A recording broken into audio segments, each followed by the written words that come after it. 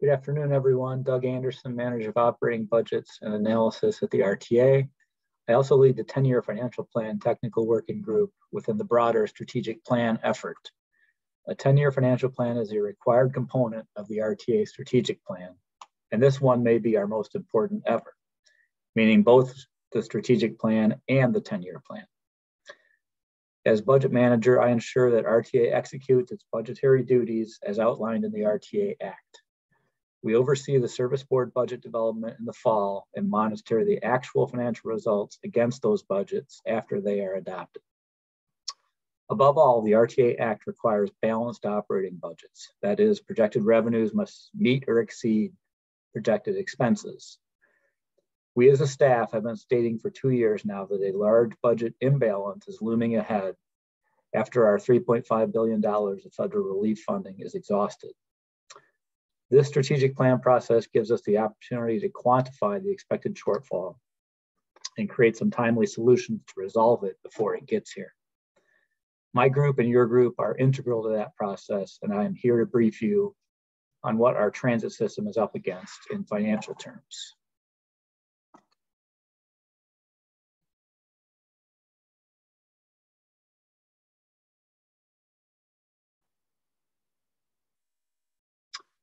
Our technical working group is smaller than the stakeholder groups, with 17 official members versus the 30 plus in today's meeting. More than a few of the financial responsibility working group members also participate in the 10-year plan group, which was tasked with the goals shown on this slide. How long should the relief funding last, and what is the expected magnitude of the budget shortfall when it is gone? We spent our first couple of meetings establishing that shortfall or gap, and we'll share that with you today and the RTA board later this month. Since the service boards have been leaning heavily on federal relief funding to maintain budget balance at a rate of about $600 million per year, it should not surprise anyone too much that we have a large budget shortfall coming when the relief funding is gone. The balance of the 10-year group's meetings in June, July, and August will focus on funding solutions for resolving the budget gap we foresee and for making a recommendation on modifying the current 50% recovery ratio requirement as we emerge from the pandemic with a fundamentally different revenue structure. As a quick review, remember that funding to transit in our region comes from two main sources, which in the decade of the 2010s were largely sufficient to balance our operating expense. Public funding, which is primarily the RTA sales tax, as well as the state public transportation fund and some other state and local sources, has performed much better than expected during the pandemic and is in fact currently well above pre-pandemic levels. The second source is operating revenue, which is primarily the fares paid by riders on the system. Prior to the pandemic, system fare revenue exceeded $1 billion per year. In 2021, it was less than $400 million, a reduction of $600 million from pre-COVID levels. Thankfully, federal relief funding has been provided to essentially replace that large revenue loss. Just to reinforce how severe the COVID-related ridership loss has been, this chart shows the percent change in weekly ridership compared to the first week of March 2020. In the early part of the pandemic, ridership fell by more than 70%, but by late 2021, had slowly climbed back to about 50% of pre-COVID levels. On the right side of the chart, you can see that ridership experienced a setback in early 2022 due to both a typical winter season drop-off and the Omicron COVID variant. CTA Metro and Pace are now consistently serving 900,000 trips on a typical weekday in 2022. But ridership remains at about 50% of 2019 levels. And it is this slow recovery of ridership and fare revenue which has created ongoing operating budget shortfalls, not just in our region, but throughout the other transit systems of the country and indeed the world. In the meantime, the cost of operating our system have increased. Numbers on this slide are in the millions, so you need to mentally add 6 zeros. In the last full year before COVID on the far left, we had almost exactly $3 billion of annual operating expenses. Expenses did decline in 2020 with COVID-related service reductions at Metro and Pace, but then rebounded in 2021 with service restorations and the onset of inflation. Our adopted 2022 budget of about $3.4 billion anchors the 10-year period we are modeling, shown in the lighter blue. After candid discussions with the service board finance teams, we believe the regional expense projection on this slide is realistic.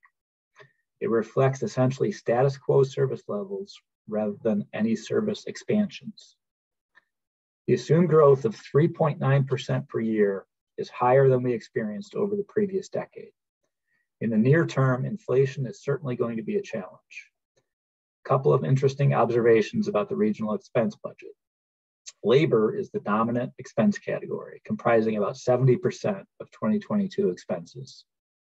Attracting and retaining talent, which I think everyone realizes is a serious ongoing problem for the transit industry, and most other industries for that matter, requires competitive compensation and benefits. That may be the simplest way to think about why the expense profile is expected to look like this. On the other hand, it may surprise you that fuel and power comprise only about 4% of the annual operating budget.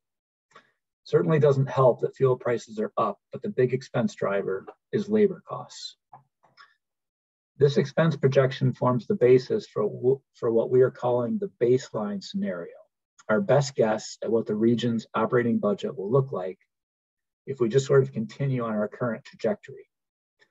The 2026 expense level of just over $3.9 billion is highlighted because we are using that year as a representative snapshot of the future annual budget. More on that in a moment. Expenses are projected to end the 10-year period at around $4.7 billion. Incidentally, the model we are using to hold our projections is very much at the service board level, but the output focuses on regional totals.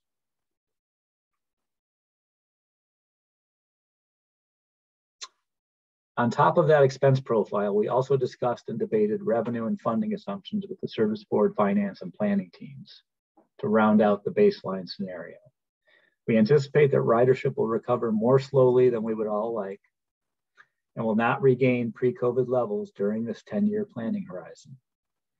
Within the model, we fully fund the projected ADA paratransit operating budget as required by the RTA Act and utilize only existing operating funding sources and agreements, namely RTA sales tax, real estate transfer tax, state PTF, and other current state funding sources. You may have heard that sales tax results have been very strong, growing by almost 30% in 2021, as the RTA sales tax was extended to more online transactions. That could not have come at a better time, and future shortfalls would be worse without that positive change. Under those revenue and expense assumptions, the RTA and service boards expect existing federal relief funding to exhaust in 2025.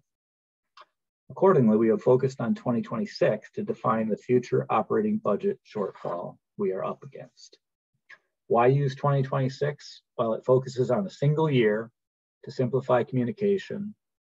It's the first clean year after the federal relief funding exhausts, although 2025 also has smaller shortfalls. It's midway through the 10-year plan period, so there's less air introduced into the projection.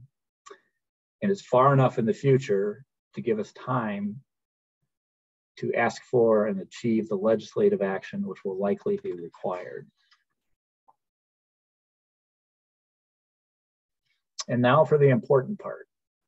Under the assumptions we have collectively made in the 10-year model, the region can expect a budget shortfall of more than $700 million by 2026.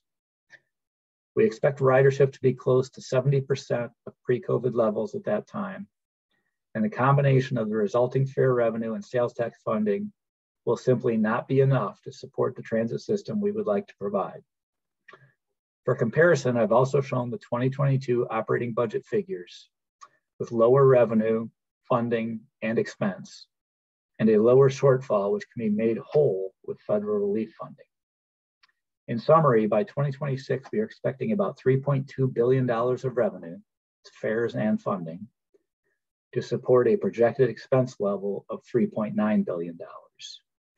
And that difference of $700 million plus is shared among the three service boards. They each expect a significant budget gap. That is a daunting number, almost 20% of our total projected expenses, as shown on the bottom line of the slide. But remember that the development of the strategic plan is a process.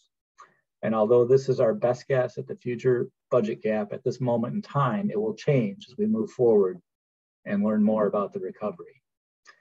And the good news is that it is still mid-2022, and the balance of the strategic plan process is expected to produce and offer solutions to resolve the shortfall, which can be implemented in time.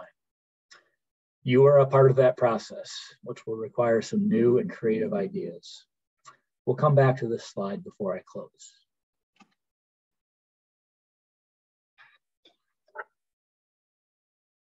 I presented to you the projections for our baseline scenario. The 10-year group will next work on additional scenarios by changing the assumptions of the model. Those scenarios may change the specific shortfall somewhat or produce a range of potential shortfalls, but the order of magnitude should remain the same.